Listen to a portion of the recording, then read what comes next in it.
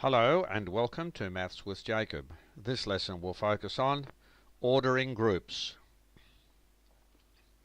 When students are presented with two or more groups, they may be asked to order those groups according to the number of objects in them. The group with the most objects is the largest group. The group with the least objects is the smallest group. Example 1. Group A has 3 apples, Group B has 2 oranges. So here we are with the information, Group A having 3 apples, Group B with 2 oranges. When the two groups are ordered from larger to smaller, we have Group A is first and Group B is second, because Group A has more objects in it. Example 2, Group A, Group B, and Group C.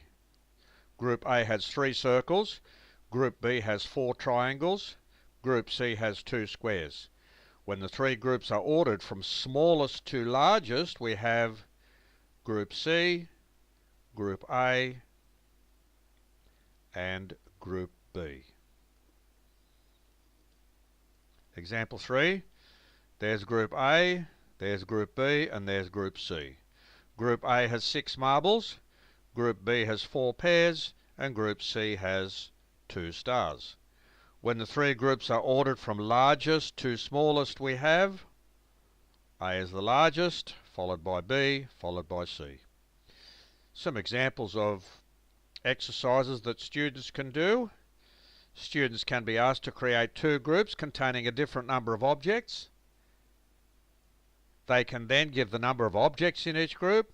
Finally, they can order the 2 groups from larger to smaller according to the number of objects. Another exercise, students can be asked to create 3 groups containing a different number of objects. They can then give the number of objects in each group. Finally, they can order the 3 groups from smallest to largest according to the number of objects. And another example, students can be asked to create 4 groups containing a different number of objects. They can then give the number of objects in each group. Finally, they can order the 4 groups from smallest to largest according to the number of objects. So this exercise and this video has given students the opportunity to order groups according to the number of objects.